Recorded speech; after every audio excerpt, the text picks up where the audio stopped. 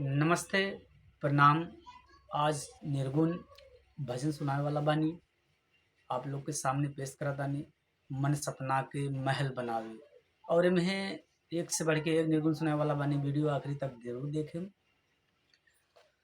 मन सपना के महल बनावे, मन सपना के महल बनावे, दुनिया ढेला चलावे, जिंदगिया के खेला समझ में न आवे, जिंदगिया के खेला समझ में न आवे।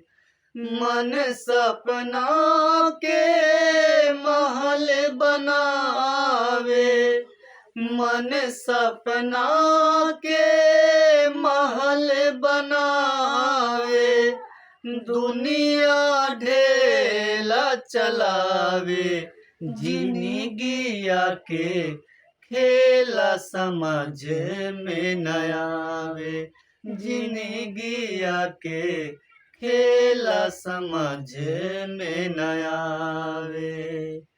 हो जब जब दिन बिगड़े पर होला, केहू रोक न पावे, जब जब दिन बिगड़े पर होला, केहू रोक न पावे, जान बूझ के ना कोई माली, जान बूझ के ना कोई माली, आपन बगिया जरावे, जिंदगिया के खेला समझ में न आवे, जिंदगिया के खेला समझ में न आवे।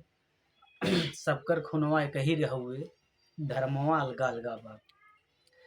सबकर खुनवा एक ही रहुए, सबकर खुनवा एक ही रहुए, धर्मवा अलगा अलगा बा, धर्मवा अलगा अलगा बा।